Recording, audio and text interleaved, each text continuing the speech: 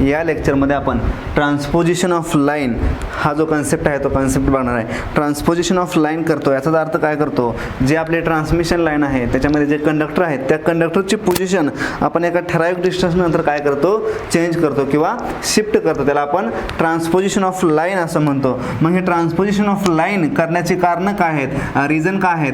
पहिलं रिझन काय करतो आपण, to reduce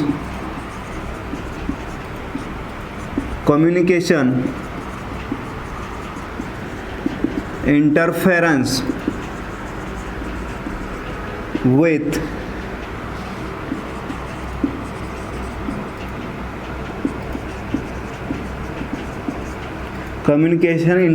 with neighboring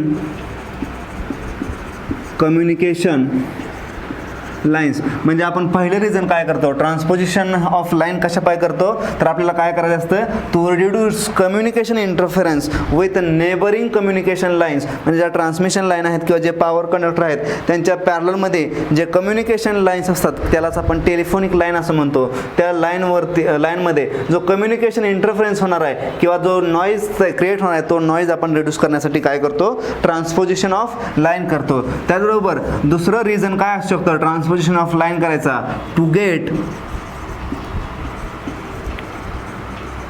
balanced voltage at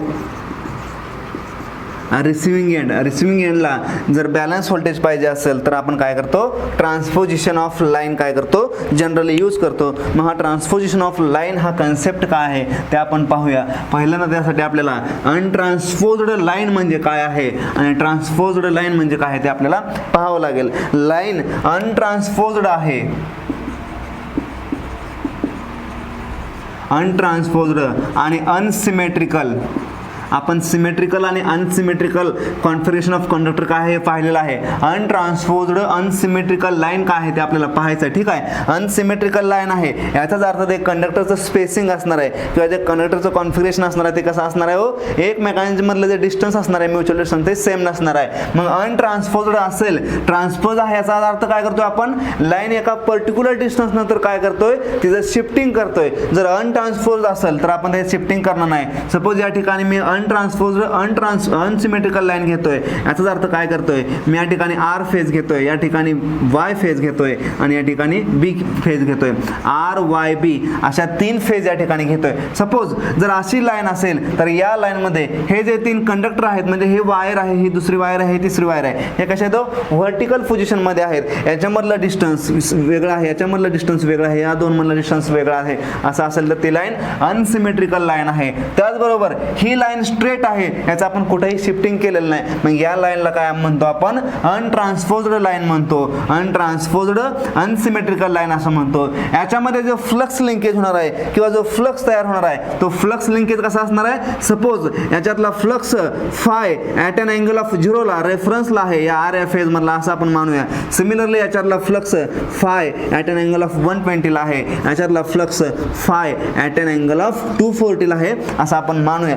जर असं असेल, जर लाईन अनट्रान्सपोज्ड असेल आणि अनसिमेट्रिकल असेल तर काय होणार आहे, हो या लाईन मध्ये जो फ्लक्स लिंकेज आहे तो फ्लक्स लिंकेज मुळे काय होणार आहे, हो जो इंड्यूस्ड इंडक्टन्स होणार आहे किंवा जो सेल्फ इंडक्टन्स किंवा इंडक्टन्स तयार होणार आहे ह्या अनसिमेट्रिकल आणि अनट्रान्सपोज्ड लाईन मध्ये याचा इंडक्टन्स वेगळा असणार आहे, याचा इंडक्टन्स वेगळा असणार आहे आणि याचा इंडक्टन्स काय असणार आहे, वेगळा असणार आहे. म्हणजे याच्यातील फ्लक्स लिंकेज वेगळे, याच्यातील वेगळे आणि याच्यातील वेगळे. जर असं असेल तर रिसिव्हिंग एंड साइडला म्हणजे रिसिव्हिंग साइडला जे व्होल्टेज होणार आहे ते व्होल्टेज इक्वल राहणार नाही, ते व्होल्टेज अनबॅलन्स्ड किंवा अनइक्वल होणार आहे. मग अनइक्वल व्होल्टेज होणं किंवा व्होल्टेजचं अनबॅलन्स्ड होणं आपल्या सिस्टीमसाठी किंवा इक्विपमेंटसाठी घातक असतं. मग जर असं असेल तर आपण काय करतो, लाईन ट्रान्सपोज करतो. जर हे फ्लक्स इंड्यूस झालेले 3 या अनट्रान्सपोज लाईन मध्ये जर वेगवेगळे असतील, जर रिझल्टंट फ्लक्स फायरचा विचार केला तर फायरला आपण स्मॉल लेटर डिनोट करूया. जर विचार केला तर फाय हा जो आर वाय आहे,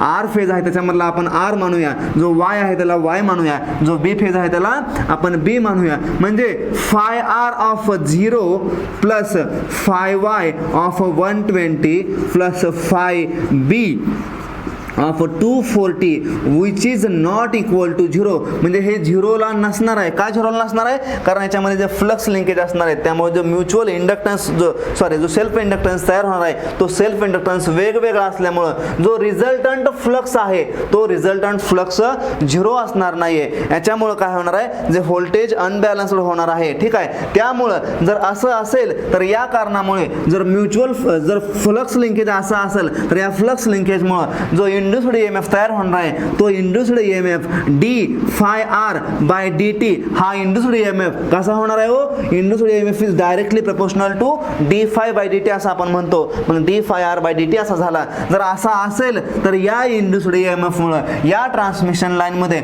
एक करंट फ्लो होणार आहे. त्या करंटला आपण काय म्हणतो? सर्क्युलेटिंग करंट असं म्हणतो. मग ट्रान्समिशन नेटवर्कचा काहीतरी रेजिस्टन्स असेल, तो रेजिस्टन्स आयसी, तो रेजिस्टन्स आर असेल, आयसी हा करंट झाला, सर्क्युलेटिंग करंट झाला. IC is equal to induced EMF या लाईन मध्ये किती झाला डिवाइडेड बाय जर आर केलं तर आपल्याला काय भेटेल? हा करंट भेटेल. हा करंट काय झाला? सर्क्युलेटिंग करंट झाला. मग हा सर्क्युलेटिंग करंट जर या ट्रान्समिशन लाईन मध्ये फ्लो झाला किंवा याच्या नेबरिंग मध्ये जर फ्लो झाला असेल तर काय होणार आहे? हो, ट्रान्समिशन लाईन मध्ये काय होतो किंवा जो कम्युनिकेशन लाईन आहे त्या ट्रान्समिशन लाईनच्या पॅरलल ज्या रन करतात त्यामध्ये काय होतो? एक प्रकारचा नॉइज क्रिएट होतो आणि त्या नॉइजलाच आपण काय म्हणतो? कम्युनिकेशन इंटरफेरन्स असंच त्या नॉइजला आपण म्हणतो. मग हा कम्युनिकेशन इंटरफेरन्स रिड्यूस करण्यासाठी आपण ट्रान्सपोजिशन ऑफ लाईन यूज करतो. मग ट्रान्सपोजिशन ऑफ लाईन काय आहे? आपण हे अनट्रान्सपोज्ड अनसिमेट्रिकल लाईनचं कॉन्फिगरेशन पाहिलं. जर आपल्याला लाईन ट्रान्सपोज करायचं असेल तर ट्रान्सपोज करण्यासाठी अगेन आपण काय करणार आहे? अगेन तीन कंडक्टर घेणार आहे, म्हणजे लाईन 3 फेज लाईन घेणार आहे. त्याच्यामध्ये आर एक फेज असणार आहे, वाय एक फेज असणार आहे आणि बी एक फेज असणार आहे. ठीक आहे, मी या ठिकाणी अगेन 3 फेज सिस्टीम घेतोय. त्याच्यामध्ये काय करतोय? हा सपोज आर फेज आहे, ही सपोज वाय फेज आहे, ही सपोज बी फेज आहे. आर फेज झाली, वाय फेज झाली, बी फेज झाली. ट्रान्सपोजिशन करतोय म्हणजे काय? एका ठराविक डिस्टन्स नंतर काय करतोय? ही जी लाईन आहे, पहिली जी लाईन आहे किंवा पहिला जो कंडक्टर आहे त्याला आपण पॉवर कंडक्टर असं म्हणतो. या पॉवर कंडक्टरचं काय करतोय? मी ट्रान्सपोजिशन करतोय म्हणजे शिफ्टिंग करतोय. मग ते शिफ्टिंग आपण जनरली कितीने करतोय? 120 डिग्रीनं त्या लाईनचं शिफ्टिंग करतोय. ठीक आहे, मग जर 120 लाईनचं शिफ्टिंग करायचं असेल तर ही जो आर आहे हा आर कसा होणार आहे? हो, असा 120 शिफ्ट होणार आहे. मग या ठिकाणी आर जर आपला फेजरला असेल, फाय आर ऑफ 0 हा जर रेफरन्सला असेल तर या ठिकाणी 0 डिग्री येणार आहे. ज्यावेळेस याचं आपण पहिलं शिफ्टिंग करणार आहे त्यावेळेस या ठिकाणी जो आलेला फाय आर आहे हा किती असणार आहे? 120 असणार आहे. सिमिलरली जर अजून याचं मला शिफ्टिंग करायचं असेल 120 डिग्रीनं तर काय करतोय? मी याचं अशा पद्धतीनं शिफ्टिंग करतोय. अगेन हा जो फाय आर इथे आलेला आहे हा फाय आर कितीचा आला? हो, 240 फेजला आला. म्हणजे शिफ्टिंग किती झालं? 120 झालं. अगेन या ठिकाणचा जो 5y आहे हा 5y कितीला? हो, ही लाईन काय रिप्रेझेंट करते? ही लाईन 120 डिग्री रिप्रेझेंट करते. जर असं असेल तर हा जो 5y असणार आहे हा 5y कितीचा असणार आहे? हो, 120 चा असणार आहे. सिमिलरली हा जो 5y मी ट्रान्सपोजिशन केला तर या ठिकाणी जो 5y येणार आहे किंवा जो फ्लक्स येणार आहे तो 240 ला येणार आहे. अगेन या लाईनचं जर ट्रान्सपोजिशन म्हणजे याची पोझिशन 120 ला झाली, 240 ला झाली, राहिली कुठली? रेफरन्सला राहिली. जर याला आपण रेफरन्सला लिहायला तर रेफरन्सला याचं ट्रान्सपोजिशन कसं होणार आहे? हो, या ठिकाणी 5y किती येणार आहे? हो, रेफरन्सला 0 डिग्री येणार आहे. सिमिलरली जी बी फेज आहे या बी फेजचं ट्रान्सपोजिशन या ठिकाणी कोणती लाईन आहे? 240 ची लाईन आहे, म्हणजे 5b ऑफ 240 या ठिकाणी येणार आहे. जर याचं ट्रान्सपोजिशन 5b ला झालं, 240 ला झालं तर आपल्याला कुठं न्यावं लागेल? याला याचं ट्रान्सपोजिशन आपल्याला 0 डिग्रीला करावं लागेल. 5b ऑफ 0 ला झाला त्यानंतर याचं ट्रान्सपोजिशन अगेन 120 ला, 5b ऑफ 120. जर असं असेल म्हणजे जर लाईन आपण ट्रान्सपोजिशन केल्या, ही फायर लाईन होती, इक्वल काहीतरी डिस्टन्स गेल्यानंतर पर्टिक्युलर डिस्टन्स याला ट्रान्सपोज केलं म्हणजे याला शिफ्ट केलं. ट्रान्सपोज करतो म्हणजे आपण शिफ्ट करतो. करतो, मग शिफ्टिंग कितीनं करतो 120 डिग्रीनं शिफ्ट करतो. ह्या फायरला शिफ्ट केलं, अगेन या ठिकाणी तिला नंतर शिफ्ट केलं. जर अशी लाईन असेल तर या लाईनला आपण ट्रान्सपोज्ड लाईन असं म्हणतो. जर मग अशी लाईन ट्रान्सपोज केलेली असेल तर मग जो इंडक्टन्स असतो 3 फेज मधला इंडक्टन्स, हा 3 फेज मधला इंडक्टन्स आपण ॲव्हरेज इंडक्टन्स पर फेज घेतो. आणि जर असे ट्रान्सपोज लाईन केलेली असेल तर जो इंडक्टर येणार आहे हा इंडक्टर काय होतो equal inductors in each phase, म्हणजे प्रत्येक फेज मध्ये इक्वल इंडक्टन्स येतो. जर मग असा इक्वल इंडक्टन्स आला तर जे व्होल्टेज आहे रिसिव्हिंग एंडचं ते व्होल्टेज काय होतं बॅलन्स्ड व्होल्टेज आपल्याला भेटतं. म्हणजे व्होल्टेज मध्ये कोणत्याही प्रकारचं अनबॅलन्स राहत नाही, आपल्याला बॅलन्स होतं. आणि अशी लाईन केल्यामुळं जो सर्क्युलेटिंग करंट आहे जो की आपण इंड्युस्ड व्होल्टेज मुळे आला होता तो सर्क्युलेटिंग करंट येत नाहीये. सर्क्युलेटिंग करंट जर नाही आला तर जो कम्युनिकेशन इंटरफेरन्स त्यालाच आपण नॉइज असं म्हणतो, तो नॉइज सुद्धा काय होणार नाही हो क्रिएट होणार नाही. मग ट्रान्सपोजिशन ऑफ लाईन मध्ये आपल्याला लक्षात ठेवायचे काय हो, ट्रान्सपोजिशन ऑफ लाईन मध्ये आपल्याला शिफ्टिंग कितीचं असतंय, शिफ्टिंग 120 डिग्रीचं असतंय. का असतंय to reduce communication interference with the neighbouring communication lines. आणि जे व्होल्टेज आहेत ते व्होल्टेज आपल्याला बॅलन्स्ड व्होल्टेज पाहिजे असतात. म्हणून आपण काय करतो हे ट्रान्सपोजिशन ऑफ लाईन यूज करतो. म्हणजे याच्यामध्ये एवढं इम्पॉर्टंट असेल, इम्पॉर्टंट गोष्टी याच्यामध्ये काय आहेत याचा एक आपल्याला चार्ट बघायचा आहे. आणि त्या चार्टनुसार आपल्याला जे इम्पॉर्टन्स कन्सेप्ट आहेत म्हणजे इंडक्टन्स फॉर फेज कसा असेल, कम्युनिकेशन इंटरफेरन्स कधी आणि कुठल्या लाईनमध्ये एक्झिस्ट असेल, या लाईनला आपण काय म्हणतो, या लाईनला आपण ट्रान्सपोज्ड लाईन असं म्हणतो. भले RYB ही लाईन कशी आहे हो असिमेट्रिकल आहे, अनसिमेट्रिकल आहे किंवा असिमेट्रिकल लाईन आहे. म्हणजे याच्यामध्ये स्पेसिंग R आणि Y मध्ये सेम असेल, Y आणि B मध्ये सेम असेल, पण B आणि R मध्ये सेम नाही आहे, म्हणजे असिमेट्रिकल स्पेसिंग असेल. पण ट्रान्सपोजिशन केल्यामुळे काय होणार आहे यांचा जो नेट फ्लक्स आहे किंवा जो रिझल्टंट फ्लक्स आहे तो रिझल्टंट फ्लक्स काय येणार आहे हो 0 येणार आहे. Resultant flux phi R is equal to 0 येणार आहे. जर असं असेल तर कम्युनिकेशन इंटरफेरन्स किंवा जो इंटरफेरन्स होणार आहे विथ नेबरिंग लाईन तो काय असणार आहे 0 असणार आहे. मग तो आपण फायर कसं कॅल्क्युलेट करतो, फायरचा 0 प्लस 5yचा 120 प्लस 5bचा 240 प्लस 5bचा 0 प्लस फायरचा 120 प्लस 5yचा 240 प्लस 5yचा 0 प्लस 5bचा 120 प्लस फायरचा 240 या सगळ्यांची जर बेरीज केली तर आपल्याला काय होणार आहे, जो रिझल्टंट फ्लक्स आहे तो रिझल्टंट फ्लक्स 0 येणार आहे. जर रिझल्टंट फ्लक्स 0 असेल तर कम्युनिकेशन इंटरफेरन्स आपल्याला कोणत्याही प्रकारचा भेटणार नाही. जर resultant flux not equal to 0 असेल तर आपल्याला त्या ठिकाणी कम्युनिकेशन इंटरफेरन्स आपल्याला विथ नेबरिंग कम्युनिकेशन लाईन आपल्याला भेटणार आहे. यानंतर आपण एक चार्ट पाहूया, त्या चार्टच्या माध्यमातून आपण काही गोष्टी समजून घेऊया ज्या चार्ट मधून आपल्याला एक्झाम मध्ये क्वेश्चन विचारले जाऊ शकतात. ठीक आहे, मग ते कशा पद्धतीने क्वेश्चन विचारले जाऊ शकतात ते आपण या ठिकाणी बघणार आहोत. चार्ट मध्ये बघा, एक चार्ट तयार करा. Serial number,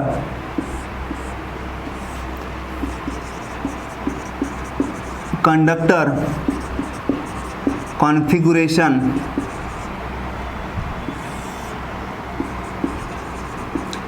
inductance per phase,